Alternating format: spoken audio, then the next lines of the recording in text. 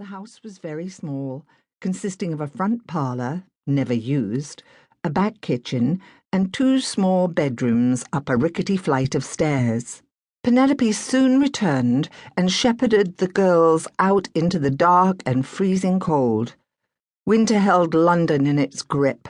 One woke up in darkness and lived in darkness all day, as clouds covered the heavens and thick smoke belched from millions of chimneys. Hoar frost sparkled on the railings and pavements of Cutler's Fields. "Look!" cried Penelope. "Isn't it wonderful? Like diamonds!" But her sisters felt too scared to open their mouths. Their home was not yet far enough behind them. "Come along, duckies, cheer up," said Penelope, putting an arm around each shawled shoulder and doing a little dance with her old cracked boots on the frosty pavement. "Tell you what, I'll sing you a song I heard." Releasing the girl's shoulders, she struck an attitude and started to sing in a voice as clear as a lark. "She was poor, but she was honest, victim of the squire's whim. First he loved her, then he left her, and she lost her honest name." One by one, like wary animals, the neighbours ventured out of their houses into the damp, sour squares of earth that passed for gardens, drawn by Penelope's singing. Her little sisters forgot their fears as they listened to the well-known comic ballad. Oblivious of her small audience, Penelope caroled on for the sheer joy of it. One by one, they joined in until it seemed as if everyone in dreary Cutler's Fields was roaring out the last verse. "It's the same the whole world over. It's the poor what gets the blame. It's the rich that gets the pleasure. Isn't it a bleedin' shame?"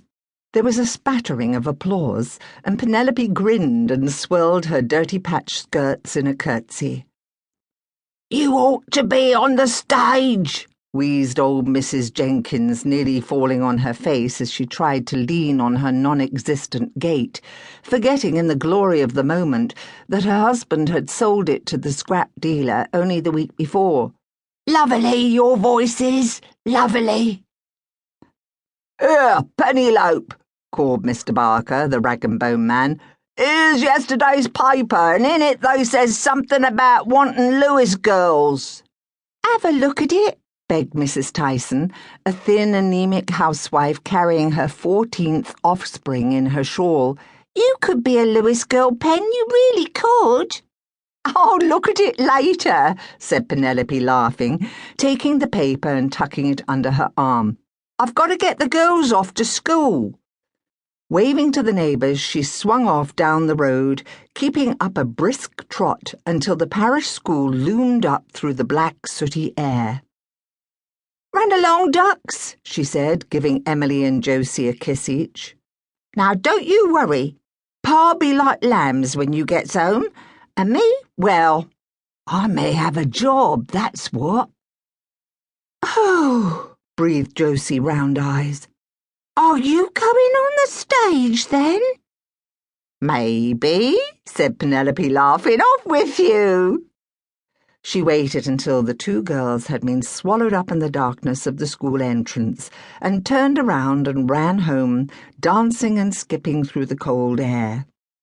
She stopped at the post office, which also served as bakery, sweet shop, haberdasher, and general grocer, and bought a small brown paper bag of coal with the little money she had found in her father's pockets.